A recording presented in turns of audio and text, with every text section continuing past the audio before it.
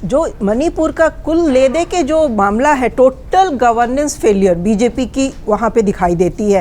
भाई राष्ट्रपति शासन लगा के आप क्या प्रूव करना चाहते हैं? वहाँ तो आपकी पार्टी की ही सरकार थी, सेंटर में आपकी सरकार थी, और अगर 2 साल से ऊपर से कोई प्रदेश जल रहा है और दोनों सरकारें मिलकर उसका कोई समाधान नहीं निकाल सके तो ये क्या दर्शाता है? आप जो गवर्नेंस में अपनी ही पीठ खुद थपथपाते हैं कि गवर्नेंस आपका बहुत अच्छा हर जगह होता है, इतने सेंसिटिव स्टेट में अगर डबल इंजन सरकार होते हुए भी, डबल इंजन भी आप हर जगह यूएसपी की तरह फ्लॉन्ट करते हैं कि डबल इंजन सरकार होगी तो ये हो जाएगा वो हो जाएगा, वहाँ डबल इंजन की सरकार है, इतना सेंसिटिव बॉर्डर स्टेट है वो, और 2 साल से ऊपर हो गया आप उसको कंट्रोल नहीं कर पाए, तो ये क्या दिखाता है? गवर्नेंस फेलियर तो है ही ना। तो ये बीजेपी के गवर्नेंस रिकॉर्ड पे एक बहुत बड़ा धब्बा है। अब प्रेसिडेंट रूल लगा के आप क्या प्रूव करना चाहते हैं? भाई प्रेसिडेंट रूल लगा के आपने जिस तरह से सेंटर के हाथ में सब कुछ दिया है, तो पहले क्या आपके हाथ में, आपके कंट्रोल में चीजें नहीं थी? उस समय रहते आपने क्यों नहीं जो जरूरी कदम थे वो उठाए?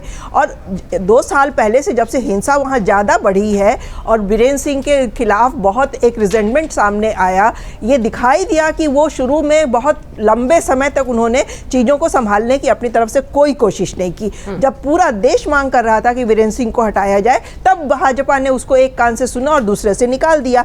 और अब जब हटाया भी है तो ऐसे समय पे हटाया है कि उसका कहीं कोई फायदा तो दिखाई दे नहीं रहा है। वो एक पुरानी कहावत है ना कि प्याज भी खाए और जूते भी खाए। एक चोर था, पकड़ा गया तो उसको पूछा गया कि भाई सजा तुम्हारी है, 100 जूते खाओगे कि 100 प्याज खाओगे? उसने सोचा प्याज कौन खाए, मैं बेचारा ब्राह्मण था, गलती से उसने कहा चलो जूते ही मार लो। 25 जूते 30 जूते खाते खाते उसकी हालत बुरी हो गई। फिर उसने कहा अरे बाबा रोक दो, अब मैं प्याज ही खा लूँगा, तो उसको प्याज भी खाना पड़ा। तो मणिपुर का हालत जो आज की डेट में जो सिचुएशन है वो वही वाली है, प्याज भी खाए जूते भी खाए और सिचुएशन कहीं सुधरती दिखाई नहीं दे रही है। तो ये बीजेपी को बैठ के बहुत आत्मचिंतन करने की जरूरत है कि इस इतने बड़े मामले को इतना मिसहैंडलिंग कैसे उन्होंने कर दिया या होने दिया, और अब उनके पास क्या सोल्यूशन है? सरकार का अभी तो आधा टर्म भी पूरा नहीं हुआ था, तो क्या ये प्रेसिडेंट रूल लगा के ही अगले इलेक्शन तक वेट करेंगे, 6-6 महीना करके बढ़ाते रहेंगे, या किसी नए चेहरे को लाएंगे, किसी नए हाथ में लीडरशिप की कमान सौंपेंगे ताकि वो स्टेट थोड़ा सा मल सके?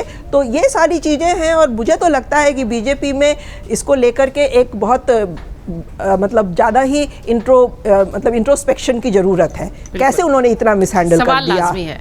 अमर उजाला जीवांजलि के सारथी की मदद लें और महाकुंभ में स्नान जरूर करें।